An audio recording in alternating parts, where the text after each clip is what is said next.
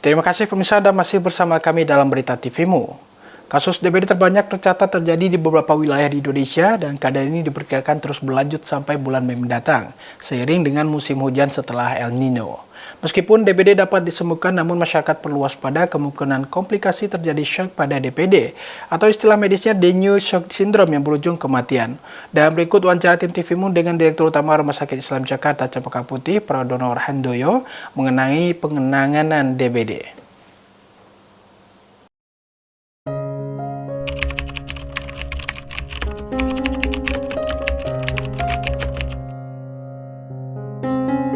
DBD adalah demam berdarah dengue, adalah sebuah infeksi yang sumber penyakitnya adalah virus dengue. Nah, biasanya dibawa oleh vektor berupa serangga. Dalam hal ini, serangga tersebut adalah nyamuk yang spesiesnya Aedes aegypti. Biasanya siklus tahunannya terjadi pada masa pancaroba menjelang pergantian musim, khususnya menjelang musim hujan.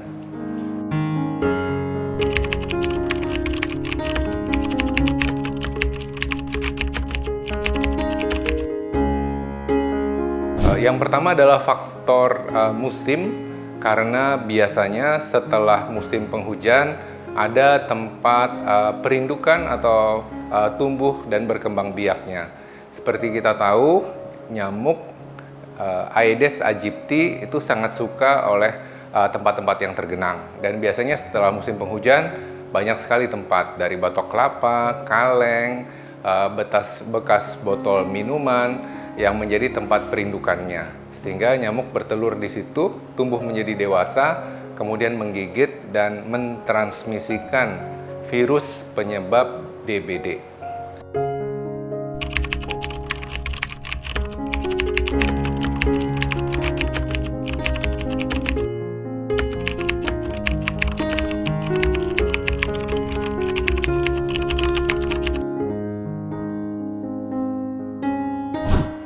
Kenaikannya sangat signifikan ya. Biasanya di bulan Desember itu kita hampir nggak ada kasusnya. Terus mulai naik ya bulan Januari, Februari. Sekarang sudah mendekati puncaknya. Sehari itu kalau di IGD bisa 2-3 pasien. Sebelumnya kita di tahun lalu bahkan mungkin seminggu hanya ada 1-2 pasien dengan gejala demam berdarah dengue. Jadi hati-hati ya.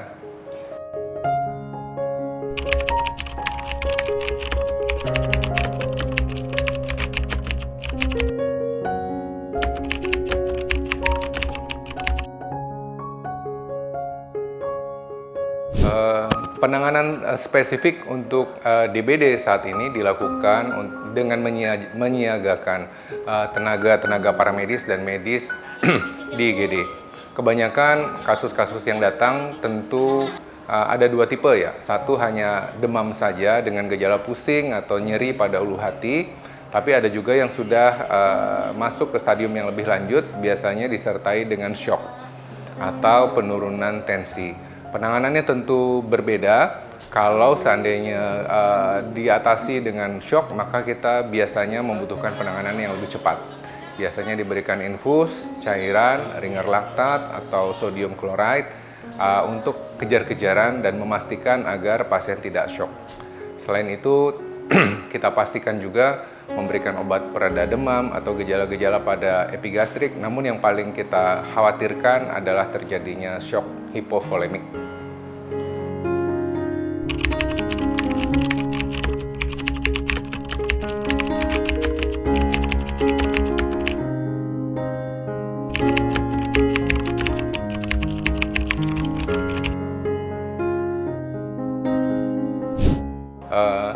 Karena saat ini sedang musim, maka ibu atau ayah atau diri kita sendiri patut waspada untuk mendapati tanda-tanda bahaya DBD.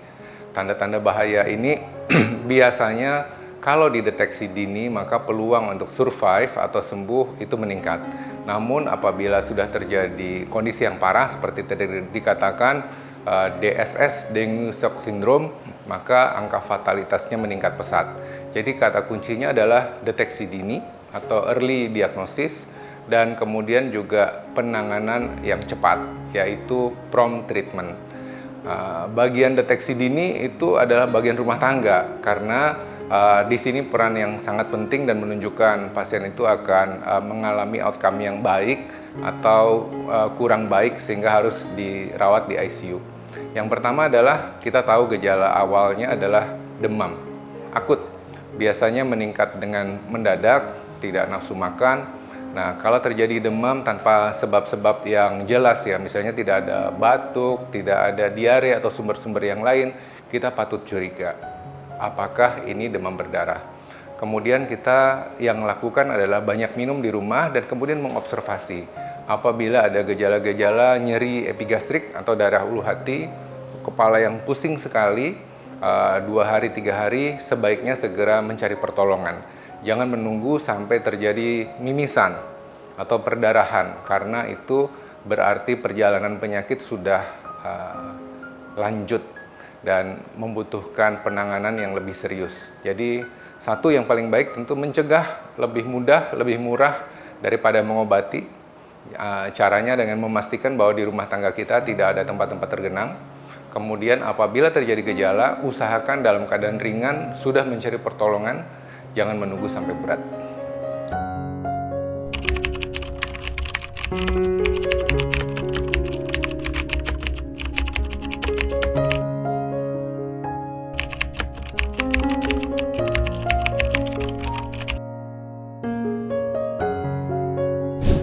IGD baru kita itu beroperasi 24 jam.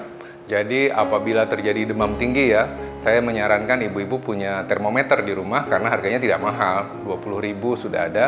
Kalau terjadi demam tinggi, suhu sampai 38, panas, dan anak tuh jadi rewel, tidak mau makan, kalau dipegang perutnya terasa kencang atau sakit, kemudian mengeluh pusing, segera mencari pertolongan. Kalau perlu, tidak perlu menunggu ke poliklinik, namun segera pergi ke IGD.